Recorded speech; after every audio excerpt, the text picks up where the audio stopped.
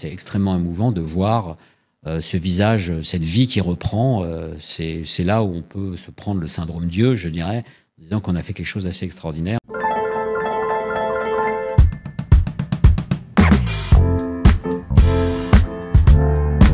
Il y a des moments dans l'histoire où la médecine ne répare plus, elle crée. Où le scalpel ne coupe pas, il ressuscite. Aujourd'hui, dans Donne-moi tout, je reçois un homme qui est une légende vivante de la chirurgie mondiale. Il a été le premier au monde à greffer un visage entier, puis à greffer un deuxième sur le même homme. Aujourd'hui, je veux tout savoir. Pas les titres, pas les médailles, il en a, on en parlera. Je veux les doutes, l'éthique, les échecs aussi. Laurent Lantieri est là. Bonjour Laurent. Bonjour. Bienvenue dans Donne-moi tout. Merci de me recevoir. Ah bah moi je suis trop contente de vous recevoir.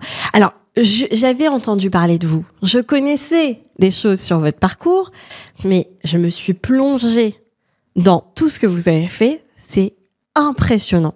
Je vais le dire aux auditeurs qui sont là. Vous êtes quelqu'un d'extrêmement calme. Vous arrivez comme ça, comme si de rien n'était, alors que vous avez fait des miracles. Vous vous en rendez compte ? Les miracles, vous savez, les miracles sont pas les hommes du chirurgien, c'est pas le chirurgien qui fait les miracles, c'est Dieu, comme disait Ambroise Paré, je le pense, c'est Dieu le guérit. C'est nous, on fait ce que l'on peut faire, on essaye de réparer. Et il y a une blague qui dit, vous connaissez la différence entre Dieu et un chirurgien, c'est que Dieu ne se prend pas pour un chirurgien. Donc il faut avoir le syndrome Dieu, puisque vous le dites toujours, faire des miracles, puisque vous dites ça. Le syndrome Dieu chez les médecins, en particulier les chirurgiens, est très très fort et c'est très difficile de s'en débarrasser. Est-ce que vous l'avez eu ? Alors, le syndrome Dieu, non, mais la première fois que j'ai fait une greffe de visage, j'ai eu un moment assez extraordinaire. Au moment où on prend ce visage, on le pose, on rebranche les vaisseaux et on voit tout le sang réapparaître, là, et on voit cette vie qui réapparaît sur cette face qu'on a, parce qu'une face, il y a deux mots, le visage et la face qu'on a transplantée pour recréer un visage. Là, on a un moment assez extraordinaire et j'ai ressenti un moment très intense d'avoir fait quelque chose d'extraordinaire. Quand même, voilà. C'est bien de l'avouer. Ah oui, non, je suis fier de ce que j'ai fait, de la carrière que j'ai faite et qui n'est pas finie d'ailleurs, enfin j'espère. Et voilà, et d'essayer de faire avancer, de faire des choses, ça c'est important. Alors, là, vous êtes tout de suite parti dans le vif du sujet, mais j'aimerais qu'on fasse un petit flashback quand même sur votre vie et d'où vous venez. Alors, pour ceux qui se passionneraient pour votre enfance et vos parents, il y a des sortes de mini-documentaires sur YouTube où vous parlez très facilement de toute votre vie. Alors, vous êtes né en 63. Oui. Vous êtes d'origine corse. Oui, je suis né à Paris. Voilà. De parents... d'une clinique qui est devenue par la suite une clinique de chirurgie esthétique. Mais bon, voilà. Je ne sais pas si ça a été prémonitoire. Ah bah quand même, c'est incroyable. Elle a fermé depuis. Mais bon. De parents assez stricts. Mon père était ancien militaire, commissaire de marine. Et quand je suis né, il n'était plus dans l'armée. Il travaillait à IBM. Et c'est la comptabilité, directeur financier extrêmement strict. Et puis ma mère, une vraie Corse traditionnelle, fortement imprégnée par la culture d'une grande famille corse, donc extrêmement stricte. Ouais. Et alors la médecine, c'était pas une lubie, c'était pas une envie tardive, c'était une évidence depuis l'enfance. Oui, c'était une évidence. Et d'ailleurs, quand je parle aux étudiants et aux internes que j'ai dans mon service, c'est souvent le cas. C'est rassurant. C'est assez rassurant. C'est l'histoire de dire les fils de médecins font des médecins. Oui, bien sûr, c'est plus fréquent, mais c'est un peu partout. Mais c'est souvent le cas de jeunes qui, très tôt, ont une envie de soigner des gens. Et moi, c'était cette envie. Alors que, oui, j'ai un grand-père que je n'ai jamais connu, qui était médecin militaire et qui est mort en 52 avant que je naisse. Je n'ai jamais connu. Mon père n'était pas. Enfin, je savais pas rien qui me poussait plus que ça à la médecine. Même j'étais plutôt doué en maths. Moi, on me poussait à faire maths sup, maths spé, faire l'école d'ingénieur. Non, moi, je voulais faire médecine. Voilà. Et j'ai fait médecine. Je ne savais pas que je ferais de la chirurgie. Je ne savais pas que je ferais de la chirurgie. Et oui, parce que c'est beaucoup plus long. C'est plus long, mais je faisais médecine pour traiter les gens. Mais c'est simplement quand je suis arrivé en quatrième année de médecine où on fait des stages. Et je suis rentré dans un stage qui était chez Raymond Villain, l'hôpital Boussicot, qui est un hôpital qui est fermé aujourd'hui. Et c'était SOS Main, qui était le premier endroit où on réimplantait des bouts de doigts. Et quand j'ai vu, c'était magique la nuit, on remettait des bouts de doigts, on reconnectait des vaisseaux qui faisaient moins de 1 mm. Je me suis dit, c'est ça que je veux faire. Je veux réparer des corps comme ça, et c'est ça que je vais vous faire. Mais donc, pause, comment on répare un bout de doigt? Alors, ce que je fais, moi, dans ma pratique quotidienne, on vous dit, je suis chirurgien plasticien, donc on voit tout de suite nip-tuck, on retend les visages. Ah bah oui, les moi, fesses, c'est vrai que... Ce que je fais, bien sûr. Mais ce que je fais, moi, c'est la chirurgie, essentiellement la chirurgie reconstructrice. Et cette chirurgie reconstructrice, elle s'est développée à partir des années... Microchirurgie reconstructrice, à partir des années 60, où on a essayé de connecter des vaisseaux de plus en plus petits. Dans les années, au début du XXe siècle, on a compris qu'il fallait connecter les vaisseaux pour que la vie se fasse. Donc les gros vaisseaux, c'est Alexis Carrel, qu'on a oublié depuis, pour des raisons particulières, qui a inventé la connexion des vaisseaux, la chirurgie vasculaire.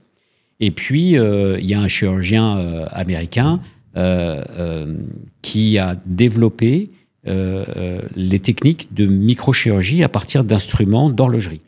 Et donc, à partir de là, on a commencé à penser qu'on pouvait connecter des petits vaisseaux et donc réimplanter des doigts ou transférer des tissus d'un endroit à l'autre. Par exemple, pour refaire un pouce, si un pouce a été totalement écrasé et qu'on ne peut pas le réimplanter, on peut prendre un orteil avec une petite artère et une petite veine, brancher l'artère et la veine, brancher les nerfs et on refait un pouce. Incroyable. Et ça, c'est ce que je fais tous les jours. Tous les jours? Ah, quasiment, oui. Quasiment, alors, tous les jours, c'est un petit miracle. C'est merveilleux. Alors, ça n'est plus un miracle. Pour vous, c'est mécanique. C'est des techniques qui sont reproductibles. Ça semble assez extraordinaire, mais c'est des techniques qui sont très reproductibles. La plus grosse activité que je fais, bien sûr, je suis connu pour les greffes de visage, les greffes de main, tout ça, ça part dans la presse. Mais la plus grosse activité que je fais, c'est reconstruire les seins. Oui. Vous savez qu'il y a 50 000 femmes par an qui ont un cancer du sein et qu'il y a à peu près 20 000 femmes qui ont une mastectomie. Le taux de reconstruction en France est extrêmement faible par rapport à d'autres pays. Et moi, j'ai développé une technique depuis plus de 30 ans qui reconstruit sans prothèse. Là, on prend la peau et la graisse du ventre avec une artère et une veine et on la met au niveau du sein et on branche l'artère et la veine sur une artère et une veine. Alors, c'est plus compliqué que de mettre une prothèse. Est-ce que c'est plus douloureux? Ça peut être plus douloureux, mais au long terme, en fait, c'est le propre tissu des patients, c'est leur propre corps. Et elles le disent, elles ressentent ça comme leur propre tissu. Elles ont les mêmes sensations qu'avant au niveau des seins? Alors, elles n'ont pas les mêmes sensations, parce que c'est pas la même chose. La médecine, quand on fait un traitement, ça n'a que deux rôles. Soit augmenter l'espérance de vie, soit augmenter la qualité de vie. Tout le reste, c'est du baratin. Donc moi, mon métier de chirurgien plasticien, c'est d'améliorer la qualité de vie. Même si de temps en temps, je sauve des vies, mais c'est plutôt pour améliorer la qualité de vie. Et donc, on a évalué la qualité de vie de ces patientes à 10 ans, et on a vu qu'elles avaient une qualité de vie équivalente aux patientes qui n'ont jamais eu de cancer. Waouh! Alors, elles ont des cicatrices. Tout le monde a des cicatrices. La vie fait des cicatrices. Elles ont des cicatrices, mais elles vivent normalement. Elles ont une vie sociale, une vie sentimentale, une vie du sport, une vie sexuelle qui n'est pas différente des femmes du même âge. Voire même, cette épreuve du cancer fait que quand on regarde même plus longtemps, à 15 ans, ces femmes-là, en fait, ont une qualité de vie supérieure à la moyenne de la population parce que peut-être que ces épreuves-là les ont renforcées par un phénomène de résilience. Et c'est assez étonnant de voir ces statistiques qui nous ont très surpris, de voir que finalement, cette technique, elle était optimale, même si elle est plus difficile au début et que ça prend plusieurs mois avant que les patients reprennent complètement. Et pour votre question, est-ce qu'on a les mêmes sensations? Non, on n'a pas les mêmes sensations, mais ce que je fais lorsque je reconstruis un sein, une femme qui a eu un sein amputé et qui vient en salle de réveil, après, je vais la voir en salle de réveil, je prends sa main, parce que elle est fatiguée, elle a mal partout, c'est difficile, elle se dit pourquoi je l'ai fait. Je prends sa main et je la pose sur son nouveau sein. Et là, elle sent avec sa main son nouveau sein. Elle sent que c'est chaud, elle sent que c'est vivant. Et 9 fois sur 10, il y a une larme qui sort. Et là, on sent qu'on a fait quelque chose qui est au-delà de juste reconstruire un corps. On a redonné une certaine dignité à ces femmes qui sont amputées, pour lesquelles on nie... la féminité et après tout ce qui va vers la sexualité, parce qu'on peut vivre sans sein. Oui, mais bon. Mais c'est beaucoup plus difficile. Mais surtout que ce qui est très intéressant à savoir, c'est qu'il y a des femmes aussi qui sont amputées du sein en prévention. Donc elles n'ont même pas eu tout le temps de toute façon j'avais pas le choix, donc je l'ai fait, on m'a enlevé le sein. En prévention d'un potentiel cancer, on peut amputer des seins? Alors ça, c'est une excellente question. C'est une excellente question. Il y a une femme qui a eu un courage extraordinaire de parler de ça, c'est Angelina Jolie, qui il y a quelques années s'est donc fait enlever les 2 seins. et enlever les ovaires par la suite parce que sa mère, sa tante, sa grand-mère étaient toutes mortes du cancer du sein et du cancer des ovaires. Donc on sait aujourd'hui qu'à peu près 10% des cancers du sein ont une origine génétique. Une origine génétique, j'exagère un peu, c'est pas la génétique, c'est pas une maladie génétique, mais qui a une influence importante. Le premier gène découvert, c'est le BRCA1, ensuite il y a BRCA2 et d'autres, et BRCA1, on estime qu'une femme qui est BRCA1 a à peu près 70% de chance, je sais pas, le terme chance n'est pas bon, simplement de risque d'avoir un cancer du sein dans son existence, et souvent des mauvais cancers, c'est-à-dire des cancers qui flambent, des cancers qu'on appelle triple négatifs, c'est-à-dire qu'ils ne répondent pas aux hormones, ils ne répondent pas à des médicaments, et donc c'est souvent très mauvais. Et donc ces femmes-là viennent pour une chirurgie préventive, où on leur enlève les seins. Alors, c'est une démarche qui est extrêmement forte, parce que les patientes qui viennent me voir pour ça sont des patientes qui ne sont pas malades. Et donc elles viennent, et moi mon but c'est qu'elles ne deviennent pas malades. Donc il faut faire la meilleure reconstruction possible. Alors là les techniques sont différentes. Les techniques sont différentes parce que on essaye de garder au maximum l'enveloppe du sein chez ces patientes-là. On a l'aréole, le mamelon, tout ce qui fait la forme, et on enlève l'intérieur. Waouh, ok. On enlève l'intérieur. C'est comment l'intérieur d'un sein? C'est essentiellement de la graisse. Je suis désolé de vous dire ça.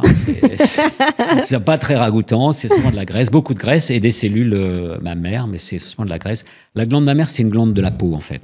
Ça vient de la superficie à la profondeur. Donc on enlève l'intérieur et on va le remplacer. Alors on peut le remplacer soit parce que je viens de vous dire, c'est le lambeau qu'on prend du ventre, mais c'est compliqué. On peut le remplacer par une prothèse. Le problème des prothèses, c'est aujourd'hui, quand on met une prothèse, on peut être amené à les changer parce que les prothèses, ça s'use. Et nous, aujourd'hui, avec mon équipe, on recherche des méthodes qui seraient intermédiaires entre du tissu vivant et de la prothèse en silicone, puisque c'est les seules qu'on ait, qui serait une prothèse biologique. C'est-à-dire qu'on mettrait un tissu qui serait réhabité par les propres cellules de la patiente pour recréer, en fait, un ersatz de sein, mais avec les propres tissus, on n'aurait plus ce problème de ces prothèses en silicone dont on parle régulièrement. Il y a eu le scandale PIP, il y a eu Allergan, il y a eu, depuis que les prothèses de silicone existent, très régulièrement, tous les 10 ans à peu près, il y a un scandale sur les prothèses. Donc vous faites des faux seins ou vous êtes un peu contre? Des faux seins, c'est-à-dire des seins, de faire la chirurgie esthétique du sein, augmenter des seins. Oui, ça m'arrive, bien sûr, je fais de la chirurgie esthétique du sein. Je ne peux pas être contre, je comprends très bien qu'une jeune femme qui a un tout petit sein, qui a un petit 80A, soit gênée dans sa féminité et dise « mais moi, je veux avoir quelque chose de plus volumineux ». Et effectivement, ça les rend plus à l'aise. La semaine dernière, une patiente qui vient me voir, on m'a dit qu'il fallait que je change mes prothèses. En fait, ces prothèses allaient très bien, elles n'avaient pas de problème, que je l'ai opérée il y a 25 ans. Je l'ai opérée depuis un certain temps. Je dis « mais ça va bien ?» Il me dit « oui, mais c'était très bien. Je veux dire, ces prothèses, je les ai portées, ça m'a permis de vivre une vie de femme, j'ai eu des enfants, ça m'a permis de prendre confiance en moi. Donc ça, c'est bien. » Ouais. Cette chirurgie amène de la qualité de vie. Okay. C'est toujours la même chose. Mais bien sûr, il y a un risque à toute cette chirurgie. Donc, il ne faut pas juste faire pour faire des belles images qu'on va maintenant reporter sur Instagram, puisque c'est les nouveaux trucs, ou sur TikTok, c'est pire encore. Il faut le faire dans un seul but, c'est de savoir est-ce qu'on peut améliorer la qualité de vie de la patiente. Et que ça soit purement esthétique, comme vous le dites, des faux seins, que ça soit de reconstruction après un cancer, l'objectif, il est toujours le même. Est-ce que j'améliore la qualité de vie de la patiente?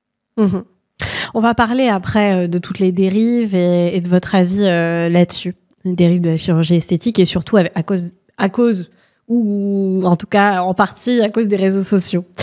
Mais je veux qu'on retourne en arrière parce qu'on a complètement sauté une partie de votre vie. Vous vous formez à Necker, Oui, à l'époque, c'est donc la faculté Necker. Donc, j'ai fait mes études de médecine à la faculté Necker, où j'ai passé les années les unes derrière les autres. De manière très intéressante, je dis ça à tous mes jeunes collaborateurs, le seul examen que j'ai jamais raté, c'est là j'étais déjà interne dans toute ma carrière, c'est l'examen de technique microchirurgicale, qui est ce que je fais tous les jours. Donc, quand je donne les cours sur la technique microchirurgicale, je dis, vous inquiétez pas, si vous le ratez, sachez que moi aussi je l'ai raté, ça m'a pas empêché de faire une carrière. Quand je l'ai repassé, je l'ai eu. Bon, c'était un examen très technique. Ce jour-là, j'étais un peu malade, donc voilà, ça arrive. Donc, tout ça pour dire que c'est pas parce qu'on rate un examen, s'il y a des jeunes qui nous écoutent, c'est pas parce que vous ratez un examen que votre carrière est terminée. Vous ratez quelque chose, vous refaites. Pourquoi on tombe? Pour se relever, quoi, c'est tout. Mais pour être un bon chirurgien? On est d'accord qu'il faut avoir de bons yeux, il faut pas trembler. Il y a toutes ces choses-là, non? Aller bien. Alors, la première chose pour être un bon chirurgien, il faut être un bon médecin. D'accord. Donc, c'est déjà ça. C'est-à-dire qu'il faut connaître la médecine. Il faut connaître l'anatomie, qui est le solfège de la médecine. C'est vraiment comment est le corps. Ensuite, il y a une pratique chirurgicale, mais le chirurgien, c'est l'esprit qui guide la main, et pas le contraire. Tout le monde pense que vous êtes très adroit de vos mains, etc. Quand j'étais lycéen, quand j'étais collégien, ma mère a voulu absolument me mettre au piano. Ça m'emmerdait un peu à l'époque. Et puis en plus, la prof de piano avait dit à ma mère, vous savez, votre fils, vu les mains qu'il a, ce ne sera jamais un manuel. Voilà comment on brise une carrière de brillant pianiste. Alors je suis un piètre pianiste aujourd'hui, peut-être un meilleur chirurgien que pianiste, enfin je l'espère. Mais ensuite, quand je dis l'esprit qui guide les mains, c'est important. C'est-à-dire que je dis toujours à mes internes, avant de commencer l'intervention chirurgicale, est-ce que vous avez révisé l'anatomie ? Est-ce que vous savez quelle est la technique ? Est-ce que vous savez ce qu'on va faire ? Réfléchissez avant. Bien sûr, il y a l'entraînement qui fait que dans des situations particulières, on sait ce qu'il faut faire, on peut rétablir. Ça, c'est la pratique. Mais ça ne doit pas être la main qui guide l'esprit. Dans les internes que je vois, bon, il y a quelques-uns qu'il faut barrer, qu'il faut dire non, tu n'es pas fait pour ce métier. Ça, vous l'avez déjà fait ? C'est vraiment très, très rare. Ça m'est arrivé une fois, qui était un jeune, je lui ai dit non, vraiment, il faut que tu changes et tout. Ça m'est arrivé une fois parce que pas de capacité de se concentrer sur des sujets, pas de capacité de suivre les choses. Et puis, au bout de 6 mois, au bout de plusieurs mois, je dis il faut que tu te reprennes, ça n'arrête pas. On a revu. En plus, c'est quelqu'un qui hésitait entre ça et puis faire de la radiologie. Puis finalement, on fait de la radiologie, donc ça va très bien. Et puis, ce qui est aussi troublant, c'est que vous avez des jeunes qui sont extrêmement adroits, qui sont extrêmement doués, ça part très bien, etc. Et ceux-là, il faut les freiner. Il faut réfléchir avant de faire ce que tu fais, parce qu'ils sont prêts à partir à faire la technique la plus compliquée, la plus extraordinaire qui soit, parce qu'ils se pensent qu'ils vont pouvoir la faire, parce que la technique, elle est super. Je dis, mais avant de faire ta technique la plus super, réfléchis, les techniques plus simples sont peut-être plus adaptées, je sais que tu es capable de le faire, ça c'est important.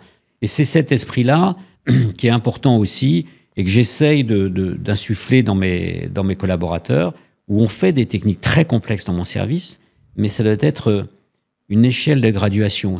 On en parle toujours de cette échelle de reconstruction, on va du plus simple au plus compliqué, on ne démarre pas tout de suite par la chose la plus compliquée, en disant « Ah, ça va marcher » si on a des choses plus simples à faire avant. Oui, parce que vous êtes professeur aussi. Voilà, donc je suis professeur d'université. Ouais. Est-ce que, comme dans un épisode de Grey's Anatomy, cette série que j'ai, mais... Bon, je crois que j'ai vu tous les épisodes, bon, parce que j'adore le milieu hospitalier, mais l'amour, évidemment. Et c'était mélangé, c'était génial. Il y a ce truc où ils se bataillent pour avoir les pires cas. Parce que c'est excitant d'avoir un cas pendant les études quand on est interne. Et c'est comme ça aussi dans la série qui montent petit à petit et qui sont remarqués et qui vont avoir les meilleures places. Alors, les séries exagèrent bien sûr les traits qu'il y a, mais ces séries américaines qui sont supérieures aux séries françaises sur les séries médicales, reprennent bien des cas cliniques, c'est très analysé. Et c'est vrai que cette compétition un peu des internes, moi je veux ce cas m'intéresse, je veux être sur ce cas, etc. Elle est vraie, elle n'est pas aussi marquée que dans la série, mais elle est un peu vraie. C'est pas une bataille au sens... Il y a des choses qui sont pas tout à fait exactes. Par exemple, un jour, sur Grey's Anatomy, puisque regardez, il faisait une greffe de visage. Il faisait une greffe de visage, donc j'envoie un message à tous mes collaborateurs, regardez sur TF1, en direct, une greffe de visage des Américains. Et bien évidemment, cette greffe de visage va très bien, parce que le lendemain, le patient bouge, c'est merveilleux. Un de mes collaborateurs m'envoie un message trop fort, les Américains. Et à la fin de l'épisode, l'interne, qui est une superbe brune, roule une pelle monumentale au chirurgien qui a fait la chirurgie. Et moi, j'envoie un petit message à toute mon équipe. Moi, j'en ai fait 7 et ça m'est jamais arrivé. Donc, bon, les séries fabulent un peu, mettent de l'amour, mettent du sentiment, et c'est vrai. Alors, il faut quand même voir que le métier de médecin et de chirurgien est un métier qui est extrêmement intense. Oui, vous êtes concentré, vous êtes sérieux. Oui, c'est plus que concentré, c'est qu'on se consacre à ça. Quand il y a un patient qui va pas bien, on le sent profondément en nous-mêmes. Et c'est encore plus quand on est chirurgien, parce que le médecin, il donne un traitement, le traitement ne marche pas. Le chirurgien qui a fait l'intervention n'a pas marché, c'est sa chirurgie, il se sent responsable, même s'il a tout fait correctement. Je veux dire, je fais 1000 reconstructions, sur 1000, il y en a peut-être 10, 15, 20, 30 qui ne vont pas marcher, même si j'ai fait la même technique, la même manière. Et je me pose toujours la question, est-ce que j'aurais dû le faire? Comment le faire? Ça, c'est toujours des choses qui sont très difficiles. Et même avec les années, je ne supporte pas d'avoir des complications. J'essaie de ne pas en avoir, mais ça arrive malgré tout. Et donc, vous ouvrez un autre sujet sur lequel je comptais aller après, mais est-ce que ça vous arrive de pleurer? Est-ce que ça vous arrive de vous dire je vais tout arrêter, c'est trop pour mon petit cœur? Et est-ce que vous avez déjà remis en question votre profession? Alors, il y a plusieurs aspects. Ce qui m'arrive. Là, je parle sur l'aspect sentimental. Alors, l'aspect sentimental des doutes et des difficultés. Je me souviens très bien, j'ai un patient à qui j'avais greffé la face et les 2 mains. C'était quelque chose d'extrêmement intense parce qu'il y avait plusieurs équipes, puisqu'il y avait une main à droite, une main à gauche, la face. Donc, il y avait 5-6 équipes où j'avais réussi à fédérer tout ça. La chirurgie en tant que telle avait parfaitement réussi. C'est-à-dire que le patient, il est sorti de réanimation, on l'a vu, malheureusement, il a fait un rejet massif, et il est mort au bout de 2-3 mois. Et je voyais ce patient en réanimation dont les organes que j'avais greffés étaient en train de se nécroser, c'était en train de mourir, c'était terrible. Et là, j'avais ce sentiment de pleurer et tout. Et j'ai écrit à un grand maître de la chirurgie qui est Thomas Starzl. Thomas Starzl est celui qui a fait la première greffe hépatique. Il a commencé en 63, l'année de ma naissance. Celui qui a créé la greffe de foie, de 63 à 67, aucun de ses patients n'a survécu, et il a continué. Et je lui ai écrit à ce moment-là en lui disant, écoutez, Tom, j'avais rencontré, il m'avait invité plusieurs fois, il avait vu mes travaux. J'étais très fier d'avoir un grand maître comme ça, voir mes travaux. Et j'ai dit, qu'est-ce que je dois faire? Il m'a dit d'abord, de toute façon, vous avez toujours présenté honnêtement vos travaux, vous n'avez pas essayé de revendiquer quoi que ce soit. Ça va durer une semaine dans la presse, ça n'a aucune importance. L'étape d'après, vous reprenez tout votre cas et vous essayez de comprendre pourquoi ça n'a pas marché. Et l'étape suivante, vous n'abandonnez pas, vous devez continuer. Vous ne devez pas vous arrêter, vous n'avez pas le droit de vous arrêter. Et ça, c'est quelque chose de très fort pour quelqu'un qui est allé aussi loin, et qui fait que la greffe de foie est un standard aujourd'hui de la médecine. Hein, c'est quelque chose de... Ça arrive, vous avez peut-être des gens autour de vous qui ont eu des greffes de foie, même si c'est une intervention quand même un peu exceptionnelle. Et bien d'avoir ça, je me suis dit, j'ai pas le droit d'arrêter, je dois continuer. Donc ces moments de doute sur des interventions aussi importantes, oui, ça m'est arrivé. Mais d'abord, il faut que je les assume. Ensuite, j'ai une équipe, j'ai pas trop le droit de leur montrer ces moments de doute. C'est difficile parce qu'il faut mener l'équipe. Et puis c'est à moi de les porter sur les épaules, c'est le rôle du chef d'équipe. Ça fait beaucoup? Oui, ça fait beaucoup, mais c'est aussi ce qui m'a permis d'être très fier d'avoir formé des gens autour de moi qui sont aujourd'hui des brillants chirurgiens installés à droite à gauche et qui sont tous fiers d'avoir été dans mon équipe. Oui, c'est ça, mais ça fait partie du métier, quoi. Et est-ce que vous êtes un professeur dur avec vos équipes? Est-ce qu'on vous considère comme Alors, je sais qu'on me considère parfois comme dur et parce qu'il y a une rigueur. Comme je vous dis, j'aime pas l'échec, j'aime pas l'à peu près. Je dis à mes collaborateurs, mes jeunes internes, ma porte est toujours ouverte. Je veux savoir. Ce que je ne supporte pas, c'est pas qu'il y ait une complication. Parce que ça, j'assumerais. Voilà. C'est pas que tu as fait une connerie. Parce que tu es dans mon équipe, c'est à moi d'assumer ce qui se passe derrière. C'est que tu ne viennes pas me le dire et que je découvre en ouvrant la porte et en rentrant dans la chambre d'un patient ou d'une patiente qu'il y a une complication, que je n'étais pas au courant et que je ne sais pas et que probablement on aurait pu faire mieux, on aurait pu réparer, peut-être qu'on n'aurait pas pu. Mais en tout cas, ça pour moi, c'est insupportable. Mais à côté de ça, il y a 3-4 ans, j'avais des internes j'avais que des filles internes. D'abord, le métier est de plus en plus féminin. Et les 4 qui arrivent, pour me dire au revoir parce qu'elles changent tous les 6 mois, se mettent à pleurer. Je pensais que le truc, elle me dit, écoutez, pourquoi il y en a une qui pleure, puis les autres se mettent à pleurer. Elle me dit, écoutez, on était tellement bien chez vous, même si c'était dur, monsieur, franchement, vous voulez vous remercier. Donc ça m'a vraiment touché de voir que malgré le fait que c'est une école, donc il faut apprendre, donc il faut être rigoureux, donc il faut au bout du compte, il y a des gens qui reconnaissent et qui considèrent qu'ils ont appris quelque chose chez moi, et ça, c'est une grande fierté. Mais c'est plutôt rassurant d'ailleurs qu'il y ait de la rigueur hein, pour nous patients, potentiels patients. C'est important. C'est un niveau d'exigence. Je dis. Le service que je dirige, ce n'est pas un énorme service en nombre de lits, en nombre de patients. Je préfère définir ça comme étant un restaurant 3 étoiles. Donc, je contrôle tout. Il faut que tout soit bien. Il faut que la prestation soit très bonne. Et je compare souvent à la cuisine, parce que c'est pas inexact. C'est-à-dire que vous apprenez pas la cuisine en achetant le livre de Ducasse. Moi, si j'ai le livre, on a le livre de Ducasse à la maison. Si moi je fais la cuisine, c'est dégueulasse. Ma femme fait très bien la cuisine, donc ça, elle sait faire. Mais moi, ça sera, parce que c'est pas une recette de cuisine. Ben, c'est la même chose en médecine et en chirurgie. Il y a des principes, il y a des recettes, il y a des techniques, mais c'est le savoir-faire, la transmission du savoir d'un maître à élève. Ça, c'est très important. Souvent très difficile à faire aujourd'hui comprendre à tous les gens qui vous parlent de biostatistiques, d'essais randomisés, de double aveugle, etc., qu'il y a une grande partie de la médecine. Je parle très peu de ça avec les gens. Bah ouais, mais ça, dans notre milieu, c'est très important. On vous dit qu'il faut faire des grandes séries, c'est important, la science. Non, mais il y a une transmission du savoir qui se fait de personne à personne. Et ça, c'est encore plus vrai en chirurgie. Le maître à l'élève, c'est malgré tout important. Alors, Yann Ecker, vous continuez vos études à Paris et puis vous partez aux États-Unis. Absolument. Donc, j'ai fait tout mon internat à Paris. Donc, j'ai fait mes études. Puis, j'ai été nommé interne de Paris. Donc, les internes, on change tous les 6 mois. J'ai fait différents services. Je n'ai pas fait que de la chirurgie plastique parce que je voulais me former à toute la chirurgie. J'étais, par exemple, à l'hôpital Cochin où on faisait la transplantation hépatique à l'époque. J'ai découvert le monde de la transplantation. Je ne savais pas que j'en ferais par la suite, le monde des greffes. Et puis, à un moment, je dis, je veux partir aux États-Unis. Je veux partir aux États-Unis.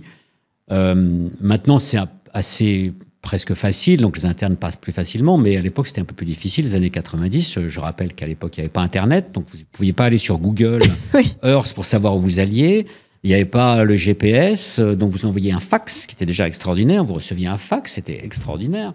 Et puis, pour savoir où j'allais, je regardais, j'allais à l'association France-USA pour laquelle les microfiches de l'université où j'allais aller, que je ne connaissais pas, où je débarque avec mon billet d'avion, les billets d'avion qui étaient plusieurs feuilles à l'époque, c'était pas le truc sur Internet qu'on avait, et j'ai fait un peu plus d'1 an à Washington University, à Saint-Louis. Saint-Louis, c'est une ville au milieu des États-Unis, qui était une très grande ville au début du XXe siècle, parce que c'était la ville Gateway to the West, la ville où on partait vers l'Ouest. Donc c'était la deuxième ville des États-Unis au début du XXe siècle, puisqu'elle s'est effondrée par la suite. Mais ça reste l'université, une grosse université, ce qu'on appelle la Ivy League. Les universités Ivy, c'est le lierre. C'est une université anglo-saxonne où le lierre pousse sur les murs. Et Washington University. On voit très bien dans les films. Là, on s'imagine l'ambiance. L'université en briques rouges avec le lierre le lierre qui pousse sur les murs. La Ivy League, ce sont partie ça. Et Washington University en fait partie.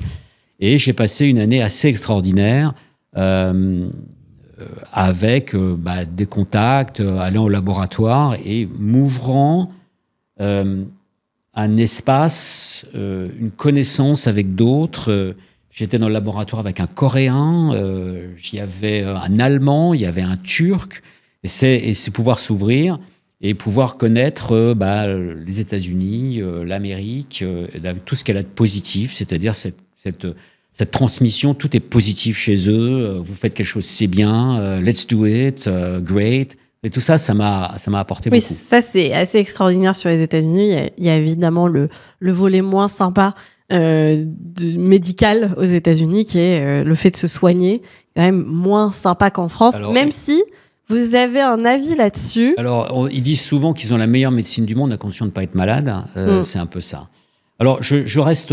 Il faut être quand même un peu vigilant parce qu'on tape en permanence sur le système américain qui a d'énormes défauts. Malgré tout, ils ont un système Medicare-Medicaid qui couvre bien les gens les plus pauvres. Mais il faut voir pourquoi, historiquement, ils ont un système qui est un système où il n'y a pas une couverture sociale comme nous en avons en Europe, avec tout le système européen, sont très socialisés. Parce que c'est le lendemain de la Deuxième Guerre mondiale. La Deuxième Guerre mondiale, l'Europe est dévastée. Il faut créer des systèmes sociaux dans tous les pays. Et le seul moyen, c'est de créer, nous en France, la sécurité sociale. En Angleterre, le NHS, c'est-à-dire c'est l'État qui doit fournir. Aux États-Unis, c'est le plein emploi, rien n'est détruit. Et donc, le système est différent. Et donc, les employeurs veulent capter des employés. Et pour ça, ils leur donnent des bénéfices. Et les bénéfices, c'est les systèmes sociaux. Et donc, dans ce système-là, deux systèmes très différents qui se sont développés. Je veux dire, aujourd'hui, c'est ce que nous retrouvons dans les méfaits en France des mutuelles, qui sont exactement la même chose, les mutuelles obligatoires dans les entreprises. C'est la même chose que ce que les Américains ont fait dans les années 40. Donc, ça ne marche pas et ça ne marchera pas.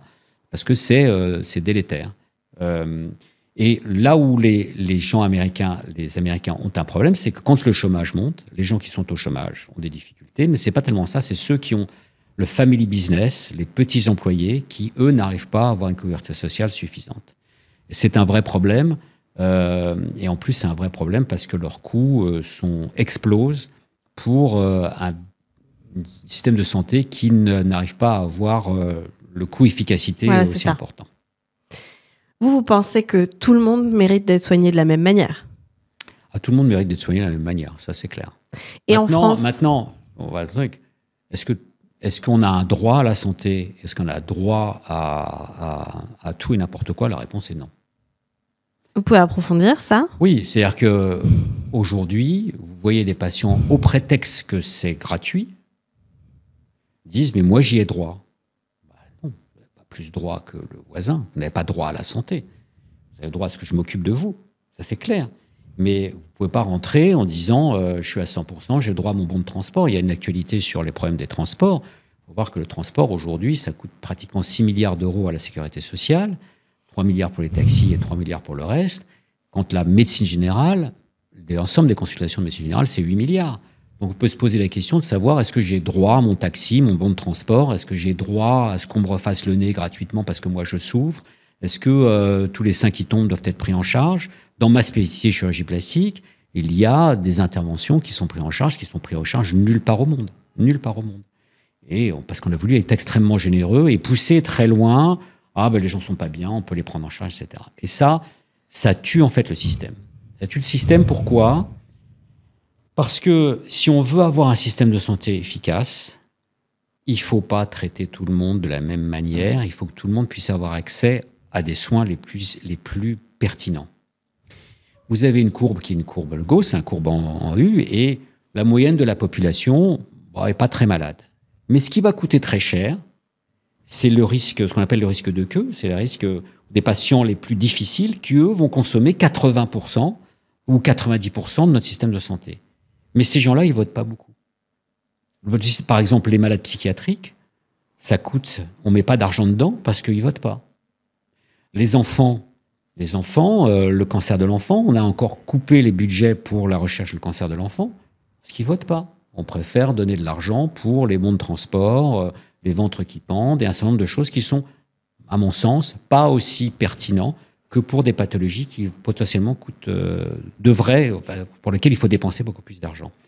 Et c'est ça qui est difficile, c'est pour les politiques, c'est de dire il faut qu'on fasse une politique de santé qui soit axée sur les soins et pas sur ce que le ressenti qu'ont la population de leurs problèmes de santé.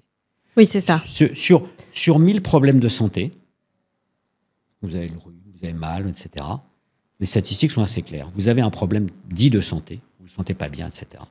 Sur 1000, il y en a moins de 10 qui doivent aller dans un CHU, dans un centre hospitalier universitaire. D'abord, la plupart peuvent se traiter, vous rentrez chez vous, vous prenez un aspirine et puis ça ira bien. D'autres, vous allez voir votre médecin généraliste, il va vous traiter quelque chose. D'autres, c'est l'hôpital de proximité qui va faire quelque chose, mais le centre hospitalier universitaire où on fait les choses exceptionnelles, c'est moins de 10 sur 1000, c'est 1 sur 100. Et les 1000 y vont. Et le problème aujourd'hui, c'est qu'on met tout disant il faut passer par l'hôpital et ça tue l'hôpital. J'arrête pas de dire que pour que je puisse moi faire cette chirurgie exceptionnelle des greffes de visage, il faut mettre de l'argent dans la médecine générale pour éviter que tout et n'importe quoi arrive à l'hôpital. Parce qu'on est d'accord que l'hôpital va mal. On le voit. L'ensemble de notre système de santé va mal.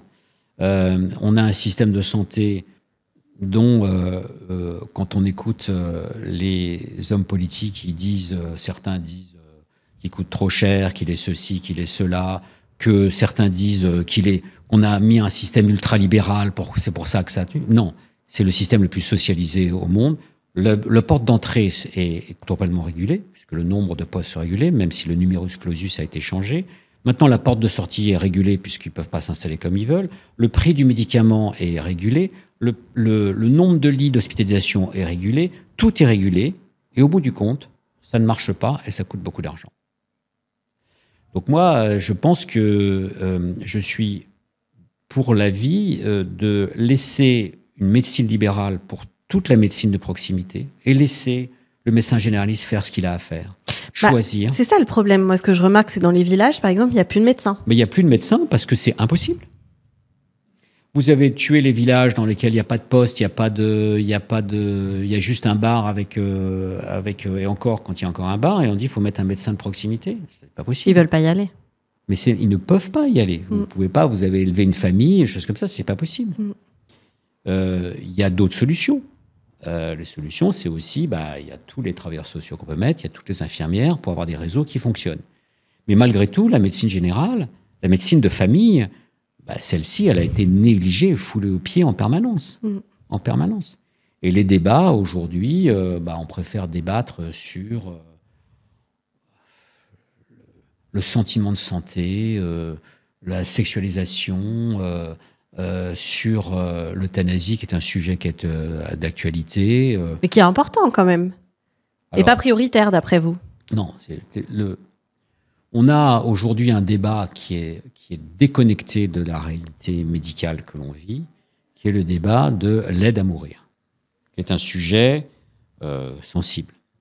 On oublie de dire que nous avons fait une loi qui est la loi Claes-Leonetti, qui a été adoptée à l'unanimité par l'Assemblée nationale, qui permettait à des gens de ne pas souffrir. C'est la première chose, les gens ne veulent pas souffrir. On s'imagine qu'on va laisser les gens souffrir jusqu'au bout. Et cette loi, elle permettait aussi, elle permet toujours, de savoir quelle est la volonté du patient. L'acharnement thérapeutique est proscrit par la loi. Même si le patient dit « je ne veux plus de traitement », nous devons quand même le soigner, mais nous ne devons pas donner un traitement pour qu'il guérisse, nous devons l'accompagner. Et cette loi permet, en plus, d'accompagner dans la mort. Et là, aujourd'hui, on va nous demander, nous médecins, de donner la mort. Je peux vous dire que la manière dont cette loi est en train de passer me révolte profondément. Ah bon ? Là, telle qu'elle est écrite, il n'y a aucun garde-fou, il n'y a rien du tout. C'est-à-dire qu'on va voir ce qui est arrivé au Canada, c'est-à-dire que ce sont les plus pauvres et les plus fragiles qui demandent l'euthanasie, ce qui a permis de faire 70 millions de dollars d'économies au système de santé canadien. Et mon ami Philippe Juvin, dont on sait qu'il est républicain de sa tendance, ou plutôt à droite, me dit que son meilleur allié à l'Assemblée nationale, Philippe Juvin, qui est l'urgentiste de l'hôpital Pompidou où j'exerce et qui est donc député, son meilleur allié à l'Assemblée nationale, il me dit que c'est un communiste qui a bien compris que le problème, c'est que telle qu'elle est rédigée, la loi, et telle qu'on va, ce sont les plus fragiles qui vont être soumis à une pression de la société, consciente ou inconsciente. Donc c'est pas la loi en elle-même, c'est la rédaction qui est pas bonne. C'est la rédaction qui est très mauvaise. Voilà. Cette exception d'euthanasie que certains voulaient devient une généralité. Ouais. L'exception de pathologies dans lesquelles on n'arrive pas à trouver ce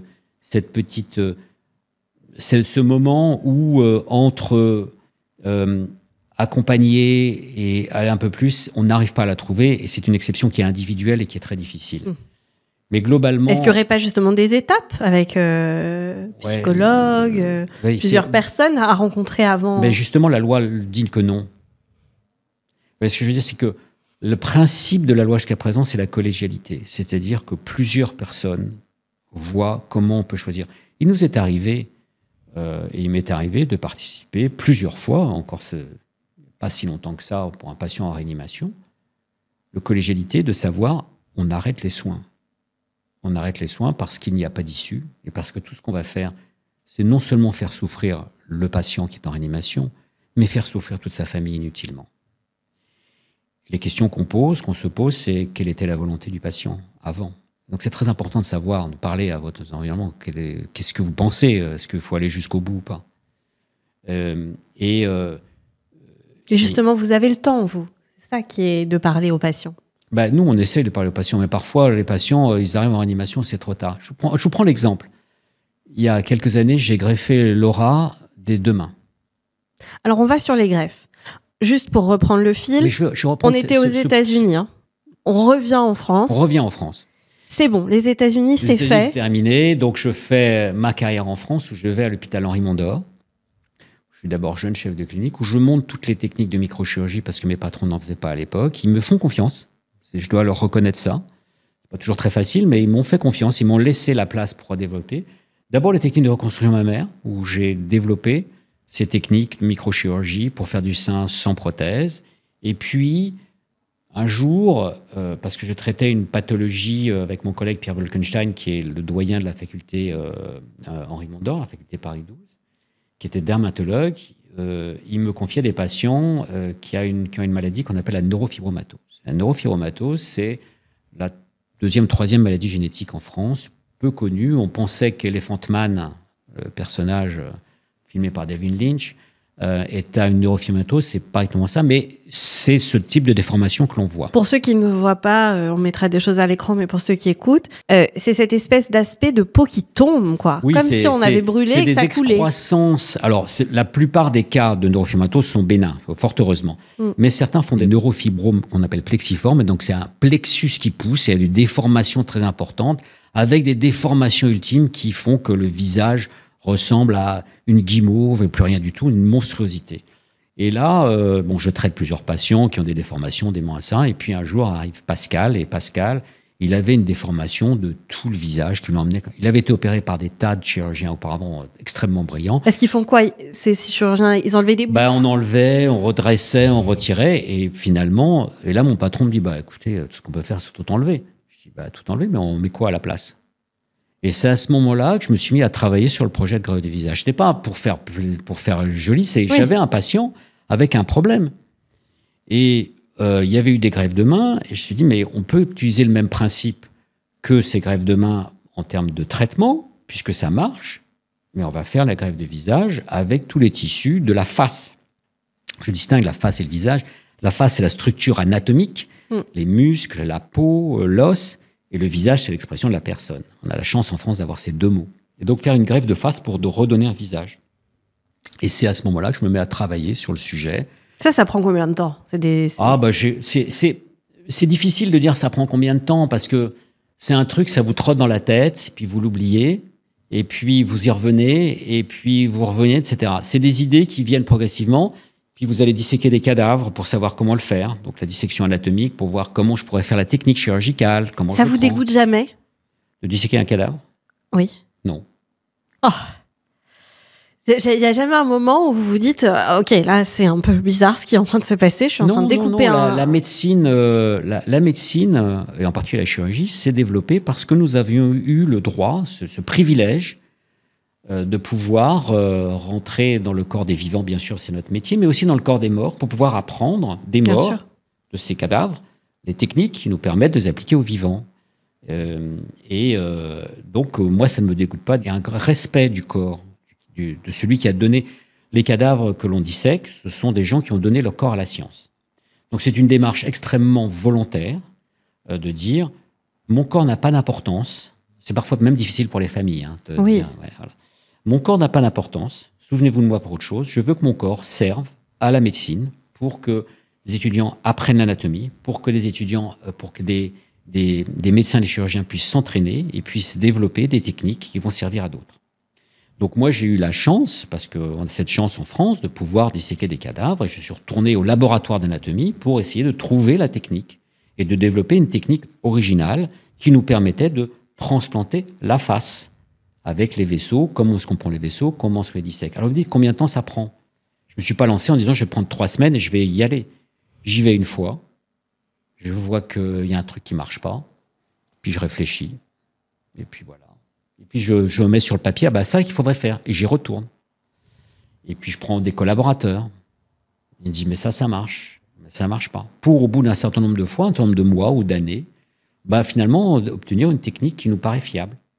Il y avait par exemple un sujet, parce qu'une fois que vous avez fait cette dissection et transplanté, vous vous rendez compte que vous laissez un donneur sans visage. Et donc un des sujets que je me suis dit, mais je ne peux pas rendre à la famille quelque chose qui n'a pas été restauré. Donc on a développé une technique de masque.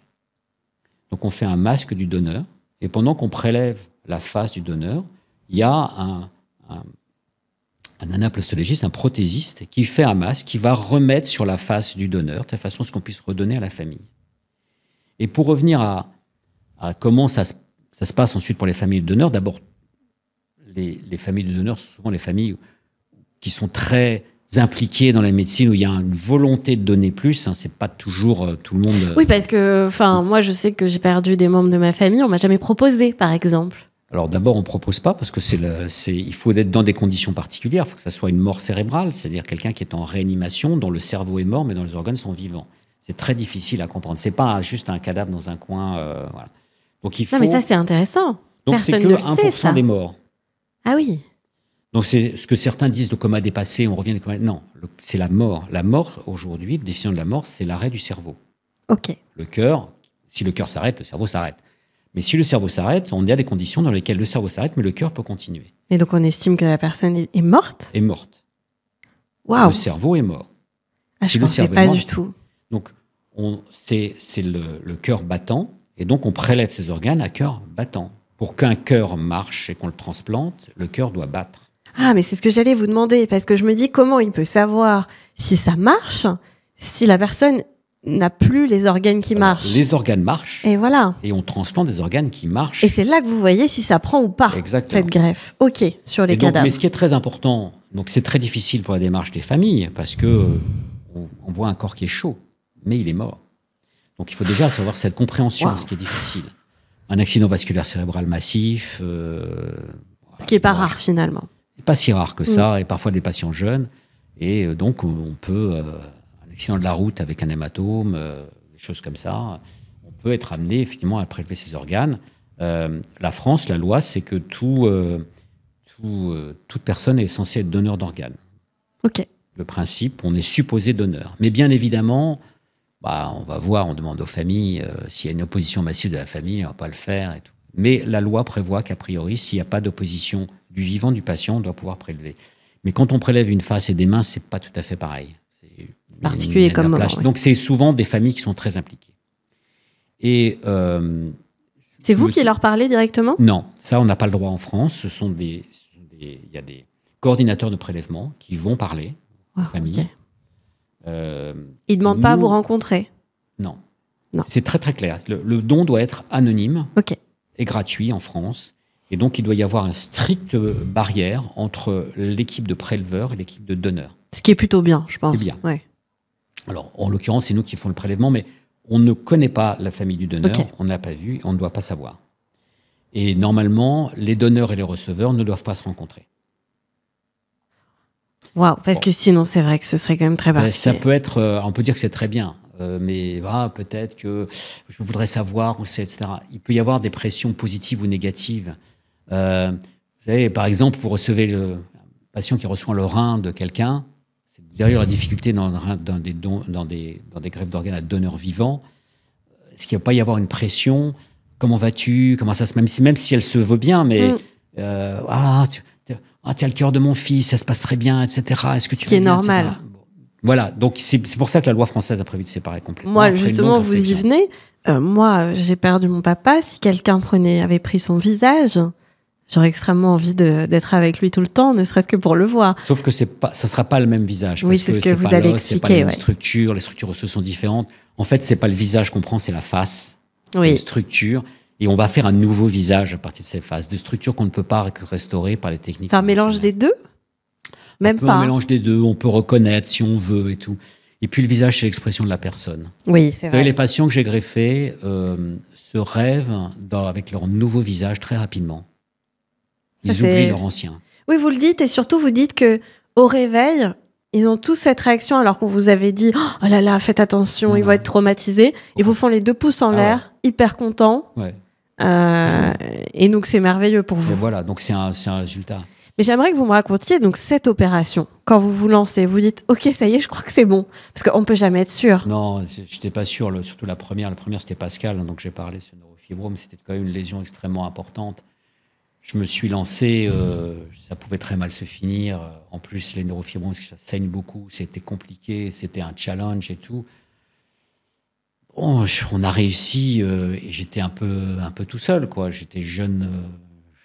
Vous aviez quel âge? J'avais 40 ans, quoi. Donc, c'était... Oui, puisque c'était j'avais 42, 43. C'était en 2006, donc j'avais 43 ans. J'étais jeune, hein, donc... et Pascal est toujours en vie, il va bien. Hein. Et pour revenir à parler du don, la face et les deux mains, vous savez, je vous ai dit qu'il était mort au début de notre conversation. Oui. Un jour, je monte dans un avion et je rencontre quelqu'un qui me dit le greffé de la face et des deux mains, c'était mon père. je ne comprends pas parce que le patient n'avait pas d'enfant. Il me dit, le donneur, c'était mon père. Et je voudrais vous remercier parce que c'était très important pour nous, notre famille, de faire un don. Je n'ai jamais rencontré plus jamais cette hôtesse, mais quand je raconte cette histoire à mes collègues américains qui s'occupent des greffes d'organes, ils me disent, mais c'est une très belle histoire, parce que c'est très vrai, c'est que malgré tout, c'était pas, même si au bout du compte, on a eu un échec, c'était pas négatif parce que c'était très important, le don était très important, et ça, je dois reconnaître à toutes ces familles et à tout ce système qui nous permet de faire ça, c'est quand même exceptionnel. En 2009, ce dont vous parlez, c'est en 2009, greffe de la face et des deux mains qui finira mal, puisque votre patient décédera. Comment vous vous sentez ? Comme je vous l'ai dit, je ne me sens pas bien du tout. Mais Tom Starzl qui m'écrit en disant que je devais continuer, et j'en ai fait d'autres derrière, et on en a refait. Et, voilà. Et 2 ans avant, il y a cette greffe du visage sur Pascal, dont vous parlez. Réussite totale. Pascal, c'est le premier, et c'est un homme noir. C'est un homme noir, absolument. Ça, c'est intéressant. Vous lui avez greffé le visage d'un homme noir. Oui. Mais... C'est bien que vous me posiez la question parce que personne ne m'a jamais posé la question. Je suis ravie. Personne, aucun journaliste ni qui que ce soit ne m'a jamais posé la question, est-ce qu'on aurait pu greffer un visage blanc sur un noir ? On ne m'a jamais posé la question. Ce qui prouve bien qu'on n'ose pas poser cette question. En théorie, c'est tout à fait possible. Sauf que il semble quand même qu'il y ait dans les quand vous faites une greffe, il y a des groupes ABO, des groupes sanguins, et les groupes HLA. Et c'est vrai que plus les populations sont éloignées, plus ces groupes HLA peuvent poser quelques difficultés. Vous pouvez greffer un rein d'un homme d'origine africaine noire à un caucasien blond. Oui, les groupes HLA, mais parfois on a plus de difficultés à retrouver ces matchs. Énormément de groupes. Mais ce n'était pas tellement ça le problème. Le problème, il est le problème social. C'est-à-dire que le patient, il était noir, il se reconnaissait dans une communauté noire, et on lui a greffé un visage noir.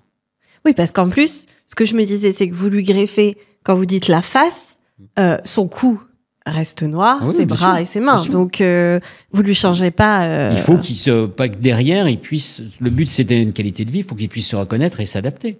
Et d'ailleurs, le dernier greffé qu'on a fait, c'était un patient militaire qui s'était blessé au Mali.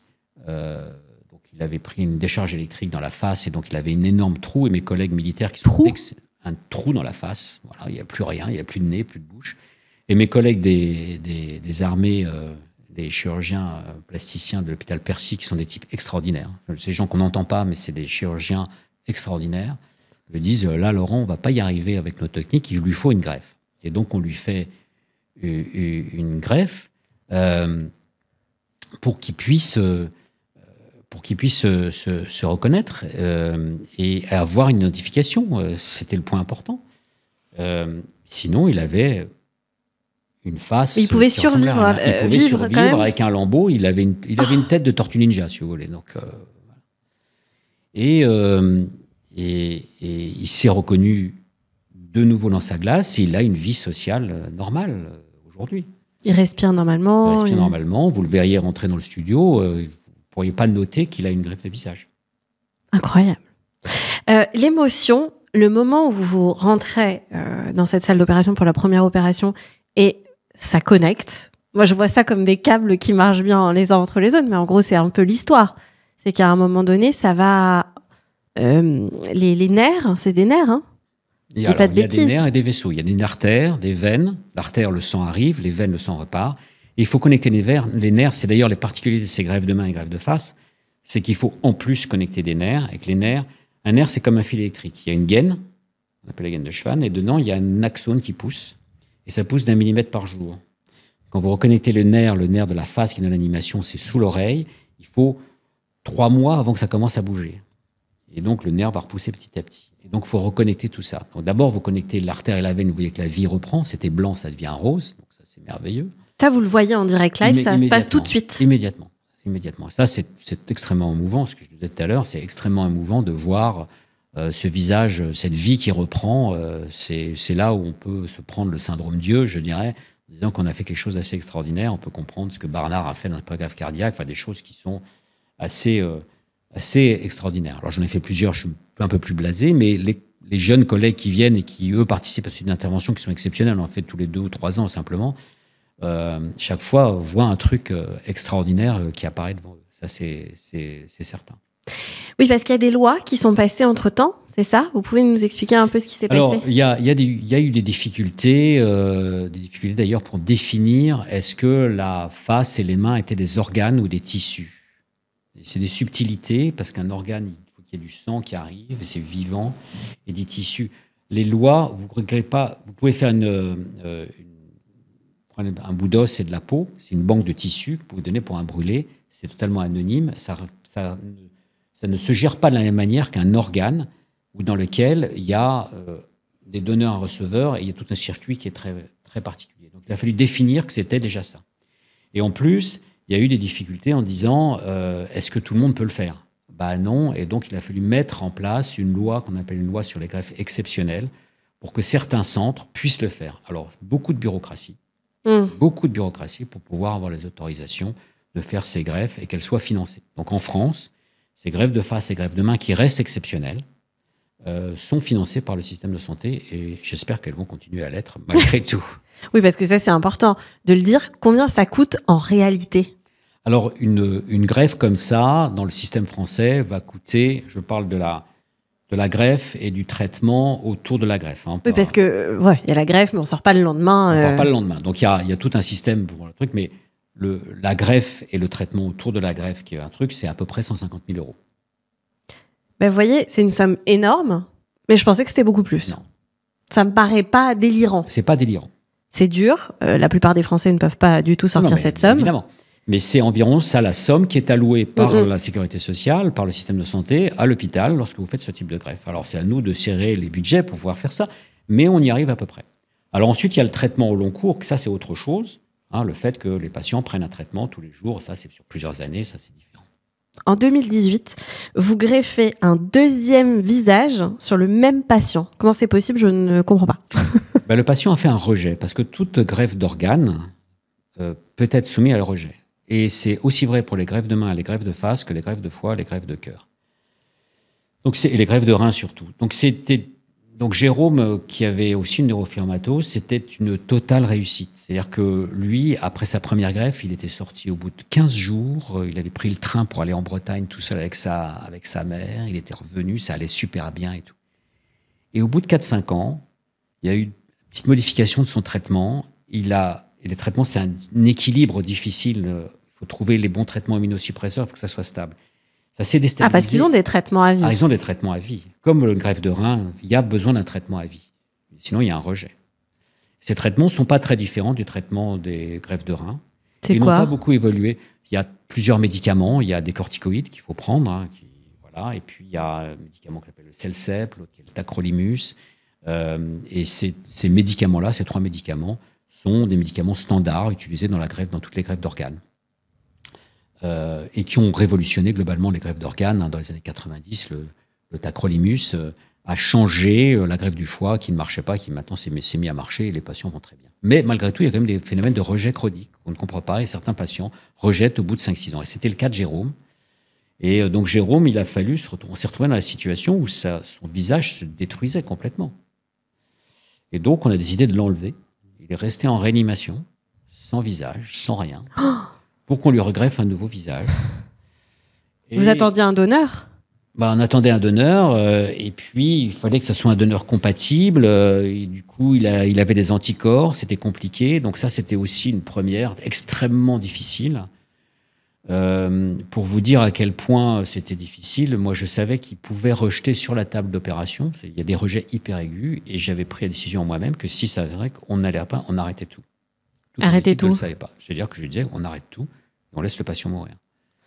Il fallait prendre cette décision, mais ça aurait été moi le chef d'équipe d'aller prendre, mais évidemment, je n'avais pas dit à mon équipe que c'était ma décision. Ça s'est bien passé. Ça a été long, difficile, il est sorti de réanimation, il a eu une vie. Malheureusement, il a refait un nouveau rejet chronique, et il est mort l'année dernière. Et moi, je me suis toujours posé la question, est-ce qu'il fallait le greffer ou pas? C'est parler du doute. Je me souviens d'avoir été interrogé par Yves Calvi sur RTL lors de la première greffe. Il interroge Jérôme, il dit, mais quand le professeur Antia vous a appelé, vous y êtes allé? Et Jérôme dit, oui, bien sûr. C'était évident pour moi. Et à la sortie du plateau, je dis à Yves, mais pourquoi vous ne me posez pas la question à moi? Parce que moi, j'ai douté. Effectivement, j'ai douté au moment où j'ai pris j'étais à un mariage dans le sud de la France et j'ai pris une voiture avec chauffeur pour m'amener à Lyon parce que le donneur était à Lyon. Dans la voiture, je me disais, mais est-ce que je fais bien? Ce doute, il est important. Mais une fois qu'on est lancé, il n'y a plus de raison d'avoir du doute. C'est comme quand vous montez l'Everest. Évidemment, est-ce que je dois le faire, je ne dois pas le faire? Allez, on part. Et vous ne posez pas la question en cours de chemin si vous devez le faire ou pas le faire. Vous allez jusqu'au bout. Mais finalement, cette carrière et votre vie perso, c'est un peu la même chose. Parce que vous vivez chirurgie, vous respirez chirurgie. Je vis chirurgie, je pense chirurgie, je dors chirurgie. Et d'ailleurs, quand je suis en vacances, ma femme me dit « Mais t'es pas là ». Mais si, je suis là. Mais non, t'es pas là, t'es sur ton téléphone, sur ton ordinateur, tu penses à autre chose et tout. Bah oui, c'est vrai, c'est comme ça. Oui, c'est plus qu'un métier, c'est votre passion. Ah oui, c'est une passion. Vous regardez toutes les études mondiales? On lit, on relit, on se renseigne. L'intérêt aussi dans une équipe, c'est que les jeunes vous amènent des idées nouvelles qu'ils ont lues. Ils ont lu des articles que j'ai pas lus parce que la littérature scientifique médicale elle est importante. Ils vous disent des choses nouvelles sur les techniques de reconstruction. Une nouvelle technique pour reconstruire un sein. J'ai vu ça pour reconstruire un nez. Qu'est-ce que vous en pensez, etc. On dit, tu me fais la littérature, puis tu me fais un petit topo, et puis on en discute.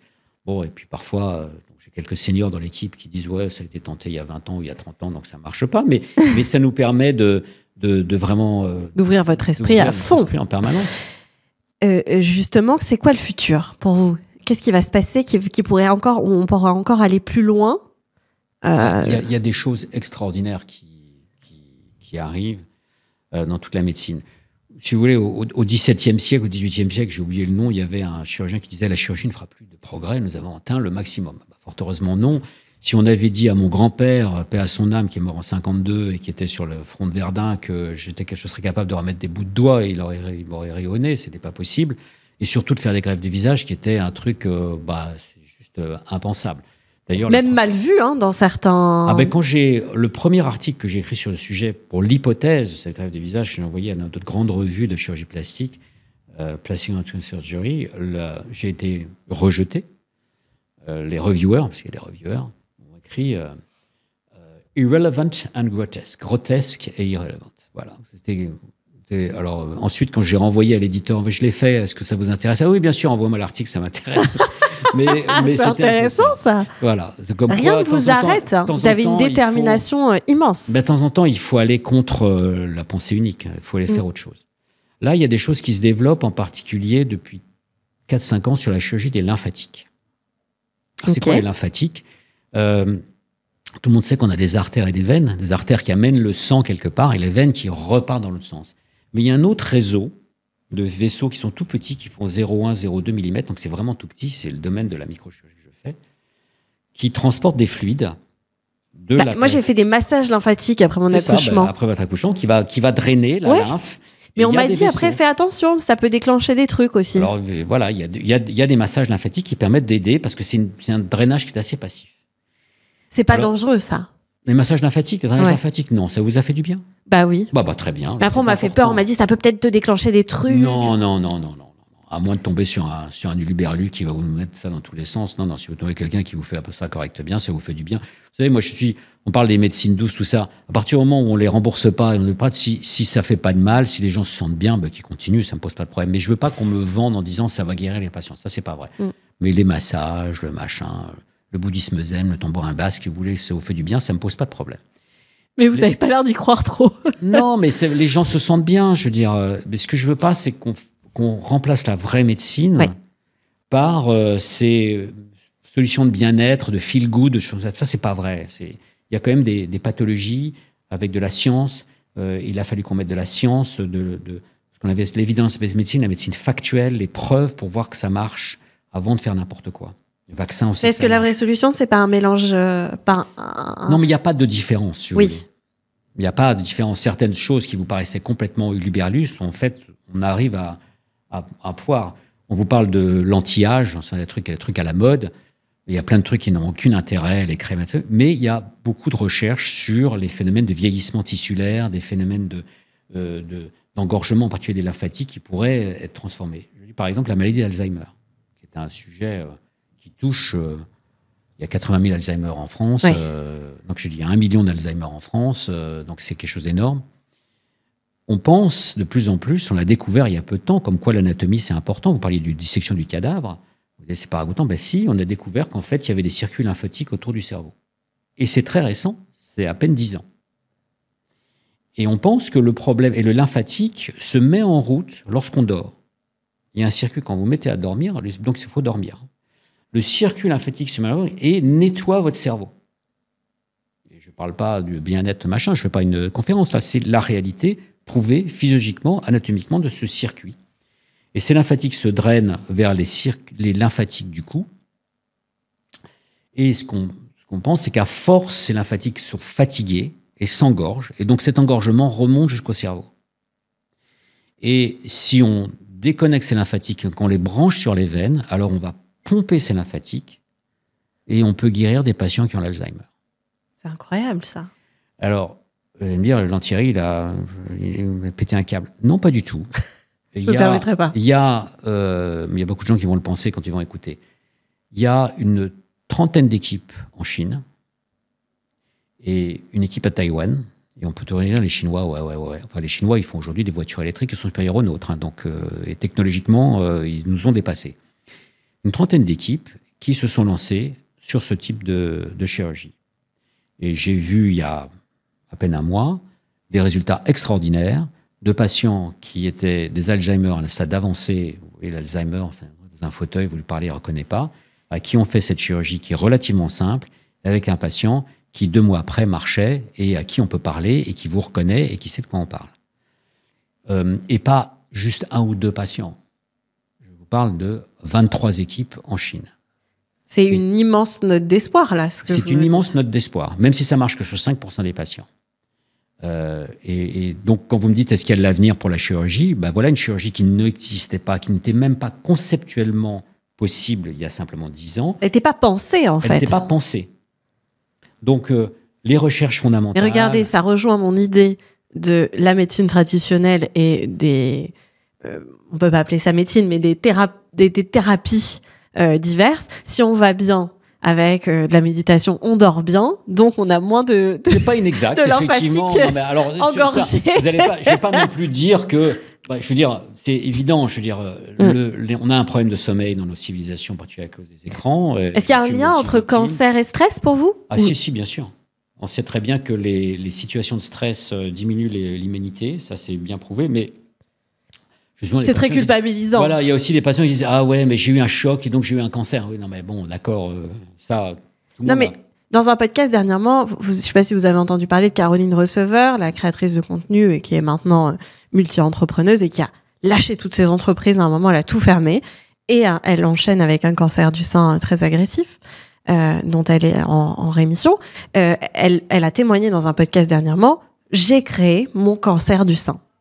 Et alors moi, je me suis dit « Mais ok, c'est intéressant pour toi, mais le message envoyé aux femmes qui ont un cancer là maintenant, qu'ils le découvrent, est-ce que c'est pas violent, etc. » Bon, après, elle dit bien ce qu'elle veut, elle parle d'elle. Mais ce que je veux dire par là, c'est, oui, vous pensez que le stress, le stress pousse le cancer. Le stress diminue l'immunité, ça s'est démontré. Alors, est-ce que tous les cancers sont liés au stress? La réponse est non. Il y a des facteurs environnementaux qu'on ne comprend pas. J'ai vu là sur les propos totalement délirants de Sandrine Rousseau sur le cancer du pancréas, qui est en augmentation en disant que c'est telle ou telle molécule, parce qu'on ne sait pas du tout ça. Il y a des choses qu'on ne comprend pas. On a effectivement une augmentation du nombre de cancers. Alors, est-ce que c'est lié au fait qu'on les détecte plus? C'est aussi ça. En particulier le cancer du sein. Oui, avant, je me rappelle, dans les familles, même, on disait il est mort d'une longue maladie. Voilà. Il y avait 2 phrases. Il est mort d'une longue maladie, ou il est mort d'une longue maladie entourée des siens. Entourée des siens, c'est un cancer. Une longue maladie, c'était plutôt le sida ou autre chose. Hein. Donc, à l'époque, on ne parlait pas de tout ça. Maintenant, on reconnaît ces maladies, on s'en occupe. Très bien. Le cancer, moi, je ne suis pas cancérologue, je ne vais pas prétendre les choses, mais je traite beaucoup de patients qui ont des cancers. En particulier, on fait avec l'équipe de Cochin, on s'occupe de patients jeunes qui ont des sarcomes, c'est des tumeurs des os et des membres, et souvent, il y a des patients jeunes de moins de 18 ans qui ont des choses, c'est assez terrible. Et on ne sait pas pourquoi. Oui. Alors, il y a des grands progrès. Les immunothérapies ont changé la donne dans le cancer. Vous avez des patients qui étaient métastatiques il y a 10 ans, on disait il n'y a aucun espoir. Aujourd'hui, ils vont bien. Vous avez des patients qui ont eu un premier cancer qui sont guéris, qui vont avoir un deuxième et un troisième et qui sont toujours là avec nous. Vous avez un taux de survie du cancer du sein qui est exceptionnel par rapport à ça. Mais on a cette augmentation. Est-ce que c'est environnemental? Alors, c'est vrai qu'il y a le tabac, c'est vrai que, parce qu'il y a quand même pas mal de tabac, c'est vrai qu'il y a le stress, c'est vrai qu'il y a probablement l'absence, une vie, la pollution. Oui, parce que le tabac, il y a les grandes phrases de « Ah ouais, mais moi, je connaissais un gars, il fumait pas, il est mort d'un cancer du poumon. » D'accord, mais statistiquement, je veux dire, tout fumeur je ne me souviens plus exactement les statistiques, mais je pense que c'était à peu près 60% des fumeurs vont mourir d'une cause liée au tabac. Donc, ça peut être une maladie cardiovasculaire, ça peut être un cancer du poumon, parce qu'on pense au poumon, mais aussi un cancer de la vessie est lié au tabac, ça on ne le sait pas, et c'est pas très marrant à voir. Donc oui, il y a des facteurs environnementaux, mais est-ce que de là à dire que je fais du bouddhisme zen, j'aurai pas de cancer, c'est pas tout à fait ça. Et l'alimentation, j'en ai parlé dans mon podcast parce que je travaille avec eux. Pareil, j'ai été très honnête sur ça. La clinique Buchinger, je sais pas si vous connaissez, et ils m'ont dit si tu veux qu'on travaille ensemble, il faut que tu viennes tester, mais il faut que tu aies envie. J'ai testé leur clinique. Bon, moi, un peu comme une touriste, j'ai pas de pathologie. Et je voyais des gens là-bas qui me disaient, moi, j'avais un diabète type 2. Et je n'en ai quasiment plus depuis que je viens là-bas. L'alimentation, c'est important, non? Alors, vous avez différentes choses dans l'alimentation. Il y a des gens qui... L'alimentation sur le diabète, ça me paraît évident, puisque c'est un problème de sucre. Oui, mais il y a des gens qui continuent de manger mal et ils se piquent. Ah bah ça, c'est clair. Vous avez des patients, vous avez, j'ai de l'obésité, et puis voilà. Il y a une chose aussi, le problème de l'alimentation, c'est que nous sommes des animaux, faut quand même le dire, et que c'est très profondément inscrit dans notre archéocortex qu'il faut manger pour vivre. Et jusqu'à la moitié du siècle dernier, la principale préoccupation de l'humanité, c'était de trouver de la nourriture. Mais depuis l'industrialisation, le développement des machines agricoles, maintenant on a trop de nourriture. C'est ça, on mange trop. On s'engorge en fait. Et donc moi je dis aux patients, parce que je vois beaucoup de patients en surcharge pondérale qui viennent parce qu'elles veulent que je prenne le ventre, les seins, je dis d'abord maigrissez, mais je peux pas, j'y arrive pas. Je dis alors vous allez prendre un livre, vous allez prendre un petit carnet, et vous allez noter tous les jours ce que vous mangez, ce que vous buvez. Et d'un seul coup, vous allez comprendre, en fait, votre cerveau va faire un feedback, parce que le cerveau, c'est toujours positif quand il mange, parce que j'ai de l'énergie, je vais pouvoir me combattre contre le tigre qui va m'attaquer, etc. Inconsciemment, c'est profondément inscrit dans ton archéocortex. Et donc, si il y a cette démarche, et il y a des patients qui sont venus me voir en disant, mais c'est incroyable, cette méthode extrêmement simple m'a permis de maigrir. Et là, tous les diététiciens en PLS. En PLS, c'était très simple, c'est un petit bouquin, vous prenez un petit carnet et vous notez tous les jours. Et ça a été démontré. Ça ne marche pas pour tout le monde, j'imagine. Ça ne marche pas pour tout le monde, mais ça permet beaucoup de... Donc c'est des gens... Soit vous arrivez à maigrir, sinon s'il n'y arrivez pas, vous prenez votre petit carnet et vous allez voir le diététicien. Et une fois que vous avez fait cette démarche, on en reparle. Mais pas genre, vous allez voir des diététiciens qui vont vous donner une liste à faire, un to-do list qui ne marche jamais parce que vous commencez le premier jour, vous pesez vos sucres, vos machins, ça c'est insupportable. Vous ne pouvez pas vivre comme ça. Non, puis moi j'avais fait ça et ça n'a jamais marché. Pas. Et puis, les régimes encore pire. Il y a quand même une chose, je ne sais plus où j'ai lu ça, où j'ai entendu ça, dire si vous demandez à votre grand-mère et qu'elle ne sait pas ce que vous mangez, c'est qu'il ne faut pas le manger. Ok, je prends. Je crois que c'est assez vrai quand même.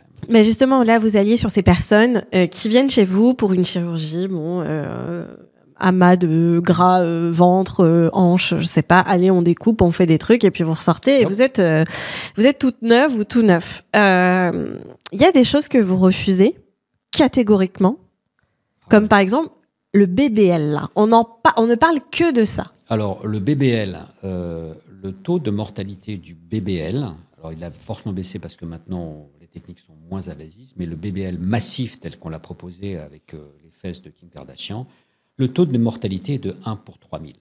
Oh, ce qui est énorme. Mais oui, c'est énorme. Alors, bien sûr, maintenant, il faut le faire avec un échographe pour savoir où on met la graisse et quelle quantité on fait. Parce que, expliquez-moi déjà ce qui se passe à ce moment-là. Vous aspirez de la graisse et vous la réinjectez. On l'aspire dans le ventre, par exemple. Dans le ventre, vous la traitez et vous la réinjectez. Alors, ce n'est pas du beurre qu'il faut injecter, c'est des petites particules de cellules graisseuses. Et ces cellules graisseuses, vous pensez qu'elles vont revivre. Si elles font moins de 2 mm de diamètre, ces petites particules, eh bien, l'oxygène qui passe dans les tissus va les permettre de vivre. Et puis, elles vont s'intégrer et la greffe va prendre. Et puis, ça devient des tissus. Le problème, c'est que ce sont des petites particules.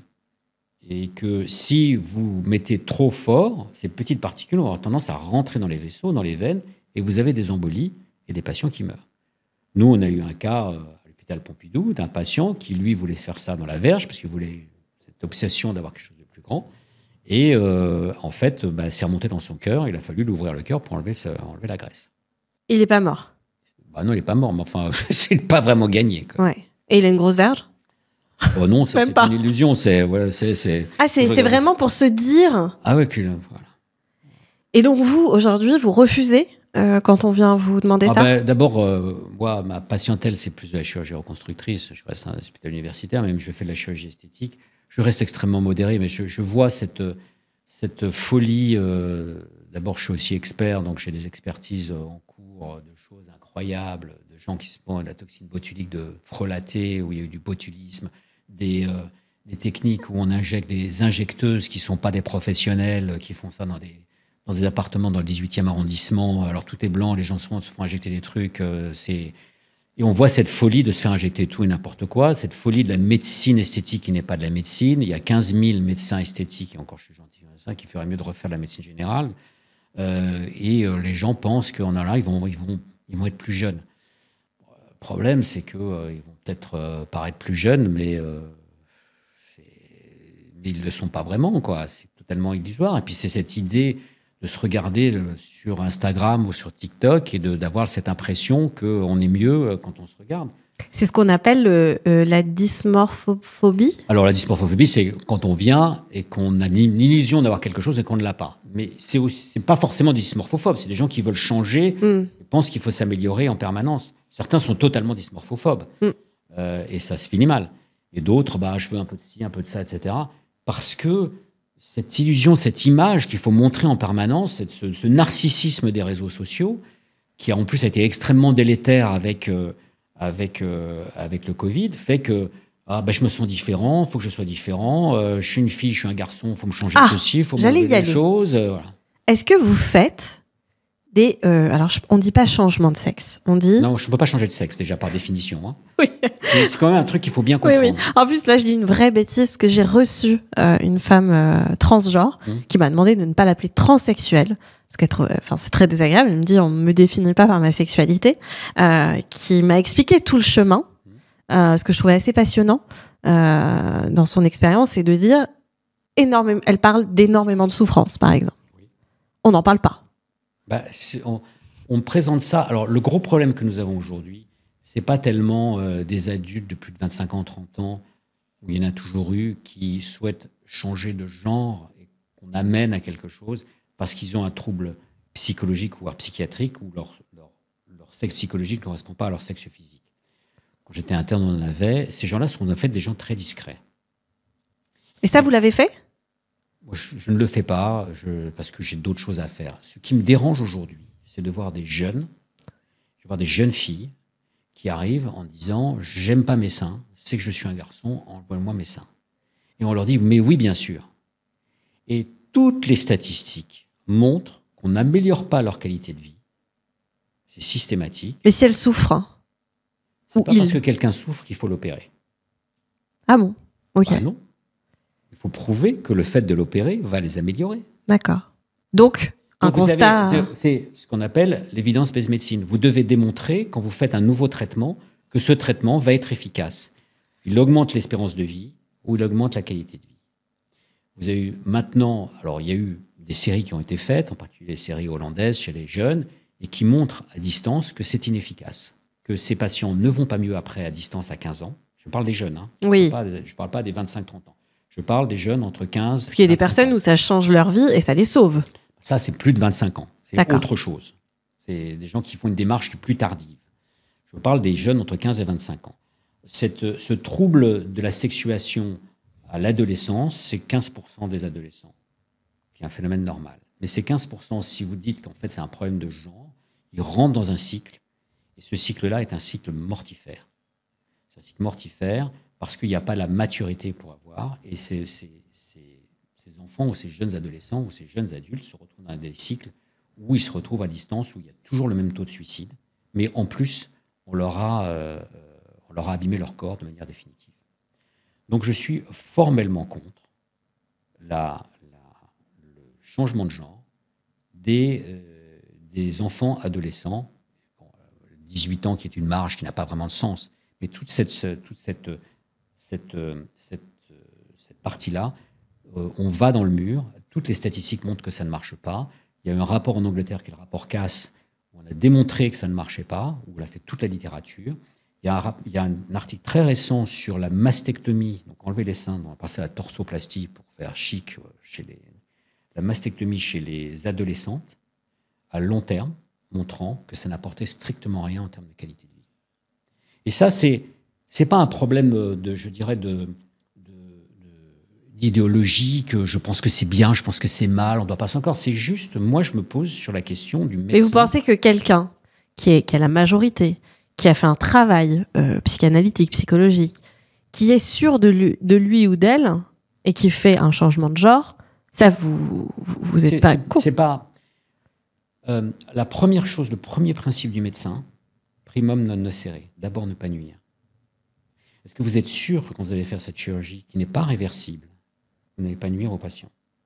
Donc ça, c'est un point qu'il faut toujours se poser.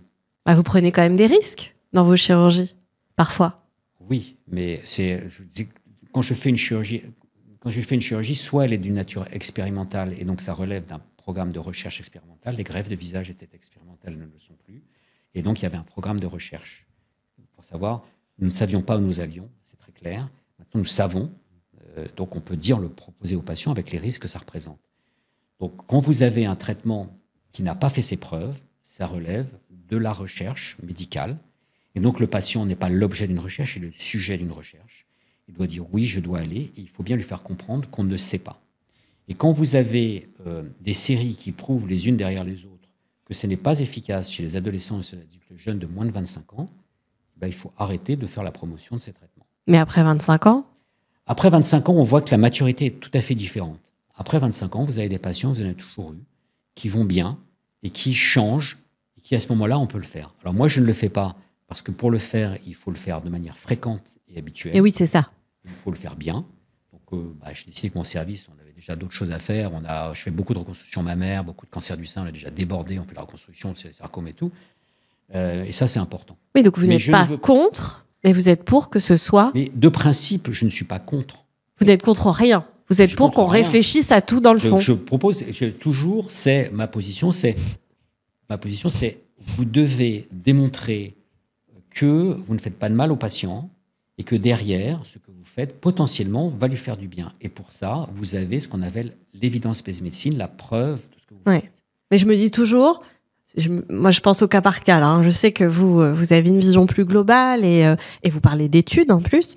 Une personne qui, jusqu'à ses 25 ans, souffre de son identité de genre, c'est très dur. Oui, c'est très dur. Voilà. Et ça, je voudrais quand même qu'on le... Ça, je ne vais pas le nier. C'est extrêmement dur, extrêmement complexe. Mais la théorie du genre, en disant que le genre est différent du sexe, fait qu'on amène une théorie sociale dans un problème qui est un problème médical. Et en faisant ça, on dénature la nature médicale d'un problème et on lui dit mais c'est pas médical, c'est pas psychiatrique, etc. Mais si on donne un traitement, c'est qu'il y a un problème médical. C'est pour ça que je ne comprends pas. Ouais. Donc il y a un traitement. S'il y a un traitement, c'est qu'il y a une pathologie. Ou alors il n'y a pas de traitement. Il faut être un peu cohérent. Donc s'il y a un traitement qui est efficace, aucun problème pour moi. Si un patient n'est pas bien et que ce traitement passe par une modification de son aspect, quel qu'il soit. Ou des médicaments. Ou des médicaments, très bien. En sachant qu'il y a des risques à prendre ces médicaments et tout. Mais ici, si on ne peut pas... Mais il choisit, c'est son corps. Alors, le choix du patient n'est pas le critère suffisant. Le patient dit j'aime pas mon bras, coupez-moi mon bras, je ne vais pas lui couper le bras. Oui. Vous voyez ce que je veux dire. Le choix du patient n'est pas suffisant. Là, c'est plus profond. C'est un juste milieu entre ce que le patient souhaite et ce que la médecine peut lui apporter pour l'améliorer, lui donner une espérance de vie supérieure ou lui améliorer une qualité de vie, c'est toujours les deux mêmes choses. Ce juste milieu, c'est vraiment ça qu'il faut trouver. Mais c'est très intéressant. Certaines personnes ne seront pas du tout d'accord avec vous, qui écouteront le podcast, d'autres le seront. En tout cas, le discours de Jade que j'ai reçu dans mon podcast, c'était un peu le même que vous, de faire de la prévention à fond. Et elle dit, surtout, moi, très jeune, heureusement que j'ai pas pu avoir le choix de certaines décisions. Voilà. Donc ça, c'est important. On arrive à la fin de cet épisode qui est passionnant, genre encore 1000 questions. Si j'en avais une, c'est quoi le truc le plus délirant qu'on vous ait demandé et vous avez fait non. Ou alors, allez, go. Vous savez, quand on a fait la greffe de la face, c'était demain. Oui. C'est difficile de dire, il y a des choses plus délirantes que ça à faire, mais on ne me l'a pas demandé. Je veux dire, si un patient vient et me demande quelque chose, c'est que ce n'est pas adapté. Ah ouais? Ok. Non, on ne vient pas demander, on vient avec une souffrance, avec un besoin. Et voilà, je ne vais pas bien, qu'est-ce que je peux faire? Ouais. Bon, et voilà, un patient qui a des lésions et on essaye de les guérir, on essaye de faire ce qu'il y a à faire. Et quand on rentre chez soi après une greffe de la face, on fait quoi? On va juste se coucher. On se repose un peu, on va se coucher. C'est toujours un truc un peu excitant, un peu dur et tout, mais on reprend la réalité. Il faut descendre la poubelle tous les jours, donc c'est quand même aussi, c'est pas, on n'est pas différent. J'aimerais tellement qu'on ait filmé ça, l'opération de la greffe de la face, et en même temps Laurent qui descend les poubelles le soir. Ça fait partie des choses, quoi. La vie, elle est pas différente. Et d'ailleurs, vous aviez dit un truc que j'avais trouvé très intéressant. Le moment où vous vous concentrez avant vos opérations, c'est ce fameux moment qu'on voit dans les séries, là où vous vous lavez les mains comme des fous. Vous avez les mains, il faut les hydrater souvent, non? Parce que vous les frottez beaucoup. Non, je fais du jardinage aussi. Par contre, je fais attention sur le bricolage. Ça, par contre, je veux pas me blesser. Ah oui, il faut surtout pas. Et ça, c'est important. Est-ce que vous faites assurer vos mains, d'ailleurs? Non, ça n'existe pas. Non, c'est des bêtises. Non, en tout cas, en France, ça n'existe pas. Contrairement aux pianistes qui peuvent se faire ajuster. Non, les chirurgiens, non. Il y a des assurances invalidité, des choses comme ça existe, bien sûr. Si je me coupe un pouce et que j'ai plus de pouce, c'est sûr que je peux plus travailler. Donc voilà. Mais d'abord, c'est pas l'argent que je toucherai qui me réconfortera, je peux vous dire.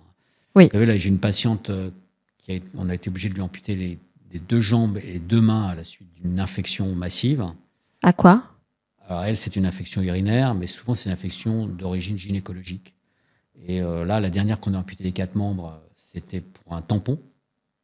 Ça, voilà. Il faut absolument en parler. Il faut en parler. Il faudrait que vous invitiez Laura, par exemple, qu'on a greffé des 2 mains il y a quelques années.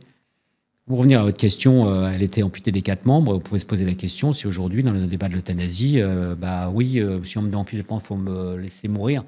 Maintenant, elle a 19 ans, on ne l'a pas laissée mourir, on l'a amputée, elle a vécu avec des prothèses, ensuite on l'a greffé des 2 mains, et aujourd'hui, elle est mère d'une petite fille. Donc la vie est belle. Oui. Donc le débat, dans l'instant T, n'est pas. Vous trouvez que la vie est belle? Oui, la vie est belle. Vous croyez à la vie après la mort? Non. Vous n'êtes pas croyant? Non. Ça ne veut pas dire. Alors attendez, ça ne veut pas dire que je ne crois pas à une certaine spiritualité. Ah. C'est-à-dire que les EMI, les expériences de mort imminente, tout ça. Non. Quand le pape est venu à Ajaccio, moi qui suis corse, ma femme me dit: est-ce qu'on va à Ajaccio pour voir le pape? Je dis oui. C'était un moment d'une intense spiritualité, d'une intense communauté. Oui, c'est ça. D'une ferveur intense où on a l'impression qu'on est dépassé par un événement. C'est une communion humaine, en fait. Et ça, c'est très beau. Et ça, on dit, on appartient à quelque chose. Dans toutes les religions, finalement. Dans toutes les religions, on est plus fort que notre individu. On n'est pas que des animaux, ça c'est certain, et on va transmettre quelque chose derrière. Maintenant, je pense que quand c'est fini, c'est fini. Dans 3 générations, tout le monde aura oublié qui je suis, et puis tant pis. Ah bah vous avez répondu à ma dernière question. Mon podcast s'appelle Donne-moi tout. Les initiales, c'est DMT. Vous connaissez ce que c'est que la DMT, j'imagine, en tant que médecin. Vous pouvez dire le nom, j'y arrive jamais. J'arrive pas. La diméthyltryptamide. Ouais, c'est ça, ouais. Bon, bref, c'est une molécule qu'on a naturellement, c'est ça, ouais. Hein, je veux pas dire de bêtises devant un médecin. Et qu'on peut aussi retrouver dans des endroits un peu plus sombres, qu'on peut ingérer et qui nous permet de voir, selon certaines personnes, notre propre départ. Ou vivre une expérience. Oui, vivre une expérience. Et souvent, en fait, le problème de toutes ces expériences de near miss qu'on a entendues, c'est souvent, en fait, des choses qu'on a entendues qui fait que dans cette expérience, on se remémore des choses qu'on nous a mis dans la tête qu'on devrait vivre. Le fait que, je me suis senti hors de mon corps, etc. Mais parce qu'on vous a dit qu'on pouvait être hors de son corps. Oui. Voilà. Vous allez en Europe, la majorité des gens pensent qu'il y a un Dieu unique, etc. Ou pensent que, etc. Que ce soit la religion, etc. Vous allez en Inde, il y a une multitude de dieux. Mm-mm. Ils pensent que c'est différent. Ils pensent à la réincarnation et ils vont vous expliquer tous ces principes de la réincarnation. On est allé au Bhoutan. Oui, mais il y a des choses, en tout cas dans votre milieu, qui se ressemblent sur les EMI. Les gens qui reviennent et qui racontent à peu près la même chose, qu'ils ont vu une scène, ils étaient en haut, ils voyaient quelque chose, ils voyaient ce qu'on leur faisait, ils sont capables de décrire. Oui, moi je pense que c'est juste quelque chose qu'ils ont entendu à un moment quelque chose, ils revivent quelque chose et ils le revoient après. C'est mon sentiment.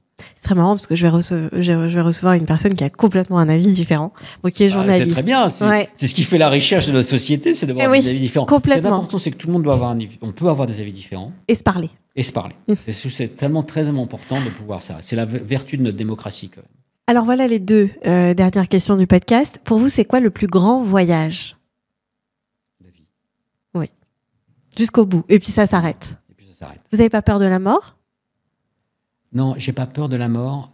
J'ai peur de la déchéance, ça c'est vrai. J'espère vivre jusqu'à 95 ans et puis boum, ça s'arrête. Ouais. Mais j'ai peur des dernières années. J'ai peur de souffrir moi et de faire souffrir ma famille. Peut-être que vous aurez envie d'avoir recours à une assistance. Je sais pas. Qu'est-ce que vous voulez qu'il reste de vous ici ? Alors c'est présomptueux, j'espère qu'il y aura peut-être quelques lignes dans les livres d'histoire, de médecine. Peut-être qu'il y aura une rue à mon nom à Ajaccio, j'ai un arrière-grand-père qui a cette rue à son nom, peut-être et tout. Mais de toute façon, je ne serai pas là pour le voir. Ouais. Voilà. Merci beaucoup, cet épisode est passionnant. N'hésitez pas à poser des questions dans les commentaires YouTube, mais en fait, vous pouvez laisser des commentaires partout, vous pouvez laisser des petits mots sur Apple Podcast, je les lis, on lit tout, avec ma super équipe, avec Barthélémy qui est là par exemple. Alors je vais le dire quand même parce que c'est important, Barthélémy a rejoint l'équipe et Barthélémy est le fils de Laurent. Et un jour Bart me dit Pauline, mon père quand même il fait des trucs de dingue, ton podcast c'est que des gens qui font des trucs de dingue. Et bon, j'avais pas compris à quel point l'étendue du projet tout de suite. Sur Spotify vous pouvez aussi laisser des commentaires, partager, parlez-en autour de vous. On est sur un podcast bienveillant, donc les avis comme on disait, voilà, qu'on se parle. Et ça, c'est le plus important pour moi. Et merci surtout à vous, Laurent, d'avoir pris ce temps. Et là, il faut partir, il faut aller sauver des gens, refaire des seins, reconstruire des vies. Oui, mais c'était important de parler aussi pour que les gens comprennent ce qu'on fait tous les jours. Très important, oui. Et pas de BBL, hein. Pas trop. Non, pas trop. Et je vous dis à bientôt pour un nouvel épisode. Bisous, ciao. Si cet épisode de Donne-moi tout vous a plu, laissez un pouce bleu, abonnez-vous et partagez. J'en ai vraiment besoin pour continuer à créer du contenu pour vous. Et surtout, dites-moi en commentaire ce que vous en avez pensé, parce qu'ici on veut bien tout donner, mais on veut aussi recevoir votre avis.